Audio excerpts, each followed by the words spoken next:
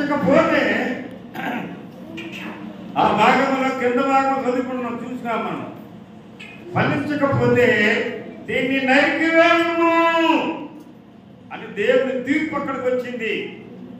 అనగా ద్రాక్ష తోట అనబడిన మనము ఫలించాలి. హల్లెలూయా. ఫలించడానికి దేవుడు మనల్ని బ్రతికించాడండి. మనం తప్పకుండా ఫలించాలి.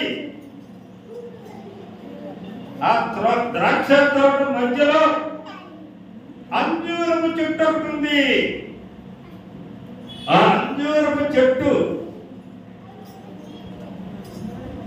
ఇశ్రాయేలు జనాంగానికి గుర్తుగా ఉందండి. ద్రాక్ష తోట దేవుని సంఘానికి గుర్తుగా ఉంది. అయితే పరమ తండ్రి శిలువలో తన ప్రాణం బలిదానం చేసినప్పుడు, ఎప్పుడైతే శిలువలో యాత్ర ముగించాడో పరమ తండ్రి, దేవాలయంలో ఉన్న ఆ అడ్డు తెర ఏమైందమ్మా? అమ్మా, దేవాలయంలో ఉన్న తెర చిరిగిపోయింది. 2 అంగుళాల మందము గల తెర. ఆ తెర చిరిగిపోయినందువలన అన్యులు అనబడిన మనము, యూదులు అనబడిన దేవుని జనాంగం, వారు మనము కలిసి ఏకమయ్యా. దేవునికి స్తోత్రం చెప్పండి. ఆ అడ్డు బండ లేక అడ్డు తెర, ఆ శిలువ మరణము ద్వారా ఆ తెర చిరిగిపోయింది. కనుక యూదులతో మనతో దేవుడు అనగా అన్యుల్ని యూదుల్ని దేవుడు ఏక జనాంగంగా చేశాడు. దేవునికి స్తోత్రం చెప్పండి. అయితే ఈ అంజూరపు చెట్టు ఫలాలు కావాలి దేవునికి. మనం ఈ లెక్కు డేస్లో ముందు నేర్చుకుంటాం. అంజూరపు చెట్టు ఫలాలు కలిగి ఉండాలి. ఫలాలు కలిగి లేకపోతే ఆ చెట్టుని నరికించమని చెప్తాడు చెట్టు ఓనర్ గారు. తండ్రి అయిన దేవుడు యజమాని, అక్కడ మరి తోటమాలి. అమ్మా, తండ్రి అయిన దేవుడు యజమాని, తోట యజమాని అయితే తోటమాలి ఎవరమ్మా? తోటమాలి అమ్మా యేసు ప్రభు. దేవునికి స్తోత్రం చెప్పండి. సంఘాన్ని కాపలా కాసేది యేసు ప్రభు. ఈ పాస్టర్ గారు ఉన్నారా, వీళ్ళంతా కూడా ఏంటంటే ఆయన వీళ్ళంతా కూడా అసిస్టెంట్లు. సంఘాన్ని బాబు కాయి చూడండి, రాని వాళ్ళు వచ్చిన వాళ్ళు ఎవరో ఏంటో అనే రీతిలో దేవుడు వారిని చిన్న పనులు అప్పగించి వారిని స్థిరపరిచాడు. అయితే ఈ సంఘ కాపు ఈ తోటమాలైన పరమ తండ్రి యేసు ప్రభు ఆయన చక్కని మాట చెప్పాడు. దయచేసి చూడండి అమ్మలు, బైబిల్ గ్రంథం దయచేసి చూడండి. మరియు ఆయన వారితో ఈ ఉపమానం చెప్పాను. ఒక మనుషుడు ద్రాక్ష తోటలో అంజూరపు చెట్టు ఒకటి నాటబడి ఉండెను. అతడు దాని పండ్లు వెతికి వచ్చినప్పుడు ఏమీ దొరకలా. ఒక పండు కాని, కాయ కాని, పింద కాని ఏమి కూడా దొరకలా. మన ఇంటి ముందు ఏదో చెట్టు ఉందనుకోండి, మామిడి చెట్టు, లేదా ఇంకొక చెట్టు, ఏ కొబ్బరి చెట్టు, ఏదో ఒకటి, ఫలాలు లేకపోతే ఎందుకు ఈ చెట్టు అనవసరం, దీన్ని నరికేసండి అని అంటారు గృహ యజమాని. ఇక్కడ తోట యజమాని కూడా ఇదిగో 3 సంవత్సరాల నుండి దాని పండ్లు వెతకవచ్చి తిరిగి కానీ ఏమీ దొరకలా, ఏమీ లేదు. తోట యజమానికి కష్టం కలిగింది. 3 సంవత్సరాల నుండి నేను వెతుకుతున్నానే, దాంట్లో ఫలాలు లేవు. దాని వలన ఈ భూమి ఎందుకు వేస్ట్ అయిపోతుంది, వ్యర్థంగా చక్కగా రాసి పెట్టుంది.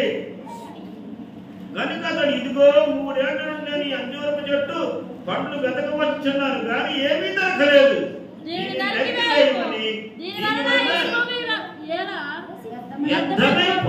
ద్రాక్ష తోట మాలితో చెప్పాను. ఆ భూమిలో ఉన్న తేమంతా పీల్చుకుంటుంది అంజూరం చెట్టు. భూమిలో ఉన్న తేమ పీల్చుకుంటుంది, బాగానే ఉంది, పచ్చగా ఉంది, ఎత్తుగా ఉంది, పెద్ద పెద్ద కొమ్మలతో ఉంది. అయితే ఆ చెట్టులో ఫలాలు లేవు. అంతే. దేవుడు మనకి ఆశీర్వదించాడు, ఆహారం ఇచ్చాడు, సౌఖ్యాలు కలిగింపు చేశాడు, అవసరాలు తీరుస్తూ ఉన్నాడు, అన్ని దేవుడు మనకి సమకూరుస్తున్నాడు. అయితే దేవునికి కావలసిన ఫలాలు మనము కలిగి ఉండకపోతే ఈ చెట్టును నరకమని చూసినట్టుగా తప్పకుండా దేవుని జడ్జిమెంట్ నీ మీద, నా మీద, మన మీద తప్పకుండా వస్తుంది. ఒక్కసారి ముందుకెళ్దాం, దయచేసి చూడండి. అయితే కదా మత్తయి సువార్త 3వ అధ్యాయము 10వ వచనం. ఇప్పుడే గొడ్డలి చెట్ల వేరున ఉంచబడి ఉన్నది కనుక ఇప్పుడే గొడ్డలి చెట్ల వేరున ఉంచబడి ఉన్నది కనుక మంచి ఫలము ఫలింపని ప్రతి చెట్టు నరకబడి అగ్నిలో వేయబడును.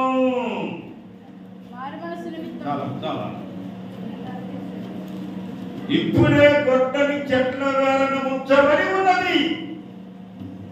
ఫలాలు ఫలించకపోతే నరకబడి అగ్నిలో వేయబడును. దేవుని పిల్లలమైన మనం ఫలాలు ఫలించాలని దేవుడు కోరుకుంటున్నాడు. రక్షణ పొందిన మనం, బాప్తిసం పొందిన మనం, సంఘములో పెరుగుతున్న మనం ఆత్మ ఫలాలు కలిగి బ్రతకాలని దేవుడు తన వాక్యం ద్వారా మనతో మాట్లాడుతున్నాడు. తప్పకుండా ఫలించాలి, ఫలభరితమైన జీవితం దేవుడు మన నుండి కోరుకుంటున్నాడు. ఫలించే జీవితం కావాలి. ఫలభరితమైన జీవితం దేవునికి ఇష్టమైన జీవితం కనుక ఫలభరితమైన జీవితం. అదే మత్తయి సువార్తలో ఇంకొక వాక్యం ఉందమ్ములు, దయచేసి చూడండమ్మా. 7వ అధ్యాయానికి 7వ అధ్యాయానికి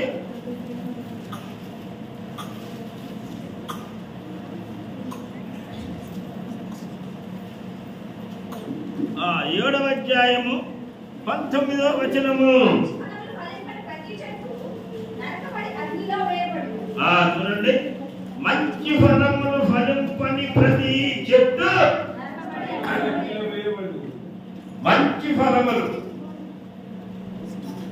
మంచి ఫలాలు దేవుడు కోరుకున్నవి, మంచి ఫలాలు ఫలించకపోతే ఆ చెట్టు నరకబడి అగ్నిలో వేయబడును. అవును, ప్రతి ఒక్కరము ఫలించే జీవితం కలిగి బ్రతుకుతూ మంచి ఫలాలు, దేవుడు కోరుకున్నవి మంచి ఫలాలు, మంచి సుగుణాలు, మంచి స్థితిగతులు ప్రతి ఒక్కరు దేవుడు కోరుకుంటున్నాడు. మంచి ఫలాలు దేవునికి కావాలి. ఏంటమ్మా మంచి ఫలాలు? చెప్పండి చూద్దాం. చెప్పండి.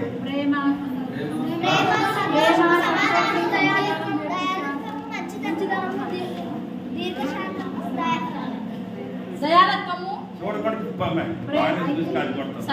సమాధానము, దయాలత్వము, మంచితనము, సాత్వికము. ఎందుకు తప్పకూడదు కానీ గలతీ పత్రిక తీయండి. గలతీ పత్రిక 5వ అధ్యాయము 22వ వచనము.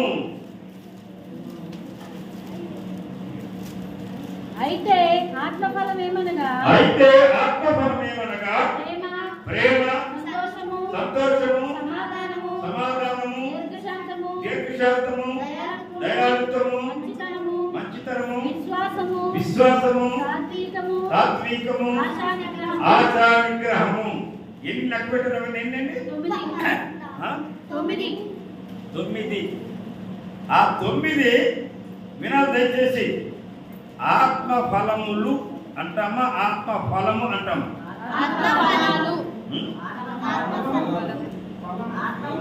ఆత్మ ఫలం అంటే మనకు అందరికి తెలుసు. అంటే మీకు తెలవదని కాదు. ఒక కమలా పండు తీసుకుంటాం, దాని బయట కొలిసిన తర్వాత అందులో తొనలు ఉంటాయి. ఆ తొనలన్నీ అందులో ఆ పండులో ఉంటేనే అది ఒక పండు అయింది, కమలా పండు. కనుక అట్లాగే ఇవన్నీ కలిపితే ఒక ఫలభరితమైన జీవితం, ఫలము ఆత్మ ఫలం. ఈ 9 కలిపి ఒక ఫలముగా పిలవబడుతుంది. ఆ కమలా ఫలములో తుమల రీతిగా ఉన్నాయో ఈ ఆత్మ ఫలములో ఇవన్నీ తప్పకుండా ఉండాలి. ఈ 9 కూడా మనందరిలో ఉండాలి. హల్లెలూయా. 9 ఉండాలి. ఈ 9 ఏ ఒక్కటి లేకపోయినా వెలితిగా ఉంటుంది. తప్పకుండా ఉండాలి, తప్పకుండా ఉండాలి, ఉండి తీరాలి. ఎందుకంటే మంచి ఫలాలు ఫలించకపోతే ఆ చెట్టు నరకబడి అగ్నిలో వేయబడుతుంది అన్నాడు దేవుడు. మంచి ఫలాలు అంటే ఇప్పుడు చదువుకునే మనం అవన్నీ మనలో ఉండాలి. దేవుడు కోరుకున్నవి అవన్నీ దేవుడి యొక్క గుణ లక్షణాలు. ఆత్మ ఫలము ఈడ్చుకువెళ్ళి యేసుక్రీస్తే. ఆయనలో లేనిదంటూ లేనే లేదు. అన్ని ఆయనలో ఉన్నాయి. ఆయన ద్వారా మాత్రమే మనం పొందుకుంటున్నాం, మనం భద్రం చేసుకుంటున్నాం, మనం అనుభవిస్తున్నాం, ప్రభువులో మనం ముందుకి కొనసాగుతూ ఉన్నాం. కనుక మంచి ఫలములు ఫలింపని ప్రతి చెట్టు, ఒక్క చెట్టు కాదండి, ఎవరైనా సరే, రాజులు అవ్వచ్చు, రెడ్డిస్ అవ్వచ్చు, గొప్పలు అవ్వచ్చు, మహాధనవంతులు అవ్వచ్చు, పేదలు ఎవరైనా సరే, ఆ తప్పకుండా ఈ ఫలవంతమైన జీవితం వారు కలిగి ఉండాలి. దేవునికి స్తోత్రం. హల్లెలూయా. ఫలభరితమైన జీవితం. రక్షణ పొంది జారిపోయే వాళ్ళు ఎంతమందో, రక్షణ పొంది మందిరానికి దూరం అయిపోవాలి ఎంతమందో. మందిరానికి దూరం ఎప్పుడు అయిపోతూ ఉంటామో తప్పకుండా సాతాను చేతుల్లో చిక్కిపోతాం. ఎప్పుడు దేవాలయానికి రాకుండా ఉండకూడదు. హల్లెలూయా. ఎట్టి పరిస్థితిలో చర్చికి రాకుండా ఉండటం దేవునికి ఇష్టం కదండి. దేవుడు ఇక్కడ నిలబడి ఎవరు చెప్పిన వారి ద్వారా తన ప్రణాళిక దేవుడు అందరితో మాట్లాడుతూ ఉంటాడు, అందరికి అందిస్తూ ఉంటాడు. కనుక దేవా, ఈ పునరుద్ధరణలో నాతో మాట్లాడుతండి, నీ స్వరం నాకు వినిపించు తండ్రి, నీ కోసం నేను సిద్ధపడు ప్రభా అని ప్రతి వారం దేవునికి ప్రార్థన చేసుకుంటూ ప్రభు సన్నిధికి రావాలని దేవుడు కోరుకుంటూ ఉన్నాడు. మనందరికీ తెలుసు, మీ సన్నిధిలో ఒక నిలబడుకుంటా 1000 నిలబడ కంటే శ్రేష్టము. భక్తిహీన కంటే నా దేవుని ద్వార బంధముల యొద్ద ఆ గుమ్మాల్లో ఆశీర్వాదం ఉంది, దేవుని ఆలయంలో ఆశీర్వాదం ఉంది, దైవ సన్నిధిలో ఆశీర్వాదం అంతా. ఈ ప్రాంగణం అంతా దైవ సన్నిధితో ఉండే ప్రాంగణం. కనుక మంచి ఫలములు ఫలింపని ప్రతి చెట్టు నరకబడి అగ్నిలో వేయబడును. ఇక్కడ చక్కని మాట రాయబడి ఉంది, చూడండి. ఆ 13:7 గనుక అతడు మూడేళ్ల నుండి నేను ఈ అంజూరపు చెట్ల పంటను వెతకవచ్చుచున్నాను గాని ఏమీ దొరకలేదు. దీనిని నరికివేయము, దీని వలన ఈ భూమియు నేల వ్యర్థమైపోయిందని ద్రాక్ష తోటమాలితో చెప్పింది. దీని వలన ఈ భూమి వ్యర్థమైపోయింది. ఈ చెట్టుకు బదులుగా ఇంకో చెట్టు వేస్తే బాగుండేదే. దీని మూలన ఈ భూమి అంతా వ్యర్థమైపోయింది. కనుక దీన్ని నరికే. దేవుడు కోపం చేసింది, ఈ భూమి వ్యర్థమైపోయింది. మన పిల్లలు ఎవరైనా మంచిగా లేకపోతే పెద్దవారికి ఎంత నష్టం కలుగుతుంది. భలే పుట్టాడరా బాబు, భలే పెరిగాడరా బాబు. ఎవరి భయం లేదు, తల్లిదండ్రుల భయం లేదు, దేవుని భయం లేదు, పెద్దల భయం లేదు, ప్రభుత్వం భయం లేదు, ఎవరి భయం లేదు. ఏమంటే అలా అనుకుంటూ ఉంటాం. దీని వలన ఈ భూమి వ్యర్థమైపోయింది.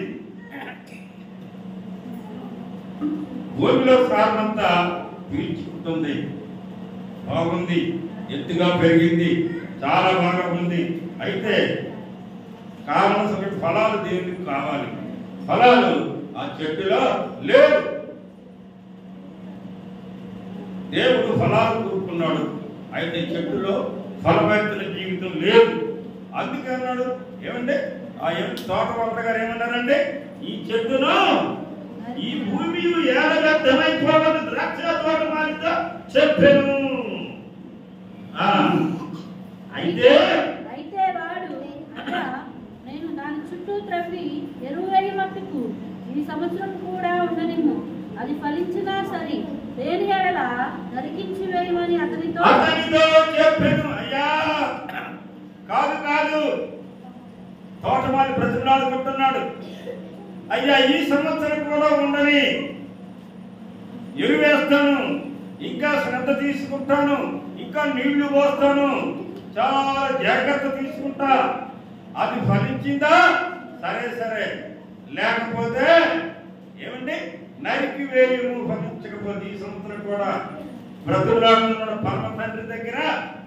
ఏంటి పరమ తండ్రి దగ్గర మన యేసయ్య విజ్ఞాపన ప్రార్థన చేస్తున్నాడు. తండ్రి సంఘం ఫలిస్తుంది నాయన, నీ కోపం తగ్గించు, నా బిడ్డను ఎంతో ఫలిస్తాను తండ్రి, దయచేసి శాంతించు, కనికరించు నాయన, కనికరించు. ఫలానా సంఘము అంటే భూలోకం కోసం దేవుడు తండ్రి దగ్గర విజ్ఞాపన ప్రార్థన చేస్తున్నాడు. హల్లెలూయా.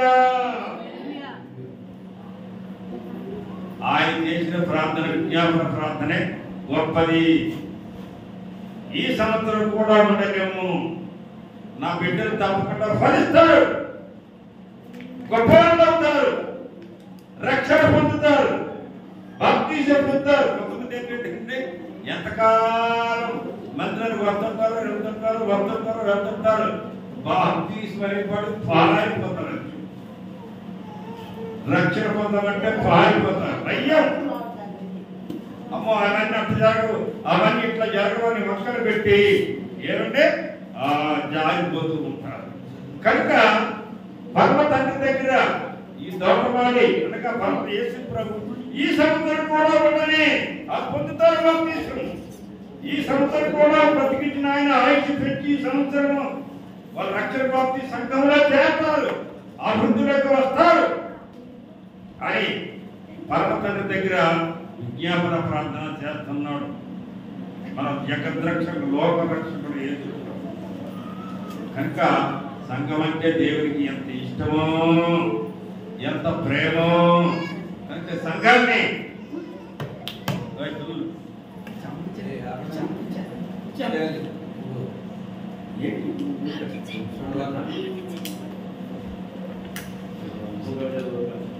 కనుక ఉప్పుకు తోడొస్తున్నాడు నెలవల్లో. వీళ్ళిద్దరు కూడితే అంతే సంగతులు. విన్నారా? ఇద్దరు కూడితే అంతే సంగతులు. కనుక ఈ సంవత్సరం కూడా ఆయుష్ పెంచాడు దేవుడు, ఫలించాలని. ఈ 2025 సంవత్సరం చూడలేక ఎంతమందా యాత్ర ముగించారు. అయితే కనికరంగా దేవుడు ఆయుష్ పెంచాడు, ఆరోగ్యం ఇచ్చాడు, అవసరాలు తీరుస్తున్నాడు. కనుక ఫలవంతమైన జీవితం మనకు కావాలి, ఫలించాలి, అభివృద్ధిలోకి రావాలి. మన ద్వారా దేవునికి మహిమ రావాలి, మన సంఘం ద్వారా దేవునికి ఘనత రావాలి, మన కుటుంబం ద్వారా దేవుని ఘనత మహిమ ప్రభావం పొందాలి అని దేవుడు కనికరంగా దేవుడు మన బ్రతికించి ఆయుష్ పెంచి ముందు నడిపించుకుంటూ వెళ్తున్నాడు. అప్పుడు ఫలాలు పండించకపోతే అప్పుడు నరికేద్దాం బాబు అని బ్రతిమాడుతున్నాడు వామర్ గారి దగ్గర. కనుక దేవుని పిల్లమైన మీరు నేను మనం ఫలించాలి. ఫలించి జీవితం దేవునికి అవసరమై ఉన్నది. ఈ మధ్యాహ్న కాలంలో పునరుద్ధాన దినంలో దేవుని వాక్యం ద్వారా దేవుడు నీతో నాతో మనందరితో మాట్లాడుతున్నాడు. ఫలించి జీవితం కావాలి, ఫలవంతమైన జీవితం. ద్రాక్ష చెట్టు ఏమిటి? ద్రాక్ష వాళ్ళని కారు ద్రాక్షలు కాస్తే తోట కోసి అతను పాడేస్తాడు. మంచి ఫలాలు మనందరిలో కనిపించాలి దేవునికి. అట్టి ఫలాలు దేవునికి ఇష్టమైనవి దేవుని వాక్యము మనందరితో మాట్లాడుతుంది. ఒక్కసారి దయచేసి చూడండి. హెబ్రీ పత్రిక రండి దయచేసి.